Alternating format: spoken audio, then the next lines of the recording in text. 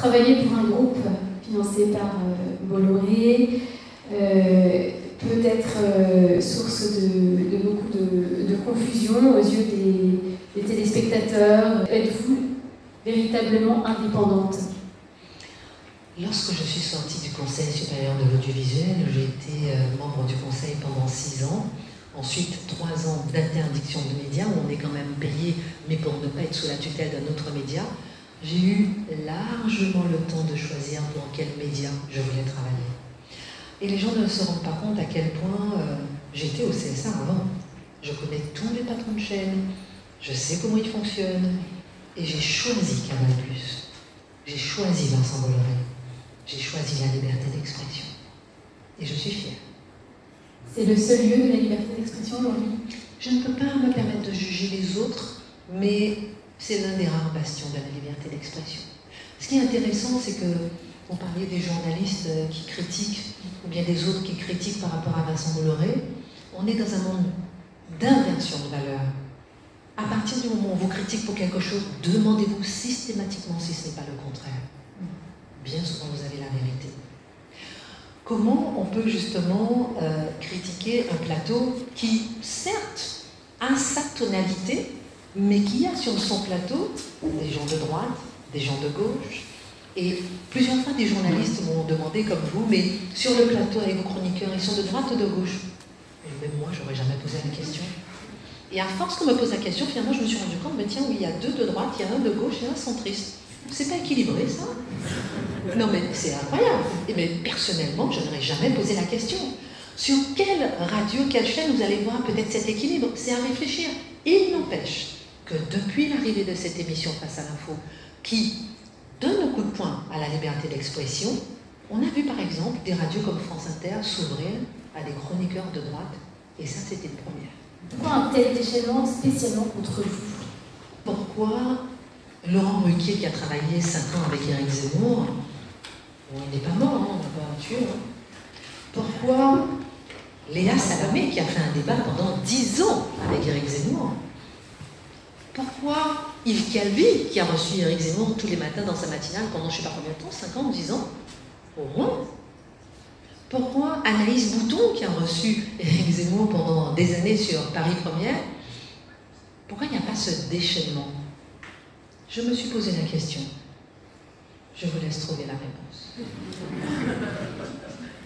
C'est parce que vous représentez pour certains le fait que vous soyez noir aurait pu être, vous auriez pu être l'icône de certaines personnes, et aujourd'hui vous ne l'êtes pas, et c'est ça. Donc vous avez facilement compris que si je suis là, c'est que je refuse d'être assignée à résidence par rapport à ma couleur de peau. Est-ce que parce que je suis noire, je ne dois pas interviewer Éric Zemmour? Posez-vous la question, si vous êtes un boulanger, disons que Éric Zemmour vient dans votre boulangerie, vous n'allez pas lui vendre un petit croissant? Est-ce qu'à chaque fois que quelqu'un va venir dans votre boulangerie, vous allez dire, mais attendez, montrez-moi votre casier judiciaire, hein, avant que je vous vende une petite baguette? Ou bien est-ce que vous allez faire votre métier?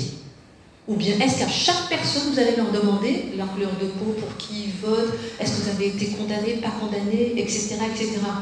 Non, je fais mon métier. Je refuse de quitter mon plateau parce que je suis noire. Et ça, c'est un scandale. Et ça, on se rend compte qu'on est dans un monde d'inversion de valeurs. Et là, on est en train de se rendre compte à quel point on veut vous faire passer pour raciste, moi. Mais qui? Ceux qui me reprochent d'être noire et de faire mon boulot malgré ma couleur de peau. Et c'est là où il faut tout le temps se poser des questions.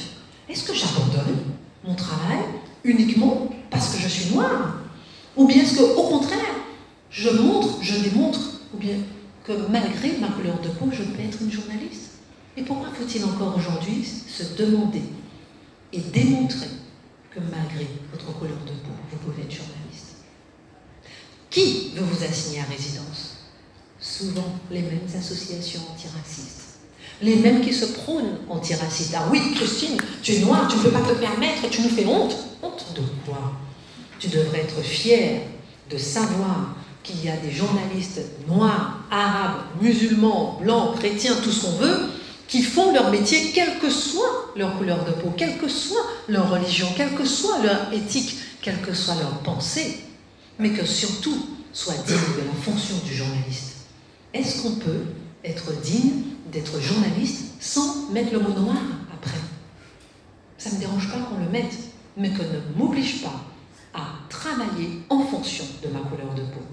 Et je suis prête, et un jour je l'ai dit à Éric Zemmour en sortant sur le plateau après avoir reçu beaucoup d'insultes, beaucoup de menaces, je lui ai dit, tu sais quoi, à partir de ce soir, je suis prête à mourir pour que tu puisses t'exprimer. Parce que je savais que tout pouvait arriver. Je savais que vu la violence des réactions, tout pouvait arriver. Et on veut vous faire passer pour une raciste, une facho, une malade, etc., tout ce qu'on veut, alors que vous êtes équilibré et que vous exercez votre métier de journaliste sans donner votre avis. Est-ce que le métier de journaliste à la base, c'est pas celui de tendre vers l'objectivité et d'éviter de donner son avis? Oui ou non? Donc bien sûr, il peut y avoir des journalistes qui donnent leur avis, et je ne suis pas contre, même moi, lorsque je suis chez Morandini ou bien dans l'émission Balance ton poste avec Cyril Hanouna et qu'on me demande mon avis, je vais le donner. En tant que journaliste, on peut donner son avis par moment. Mais si dans cette émission, j'ai décidé de ne pas donner mon avis pour la liberté d'expression et que chacun s'exprime, mais c'est la noblesse du métier.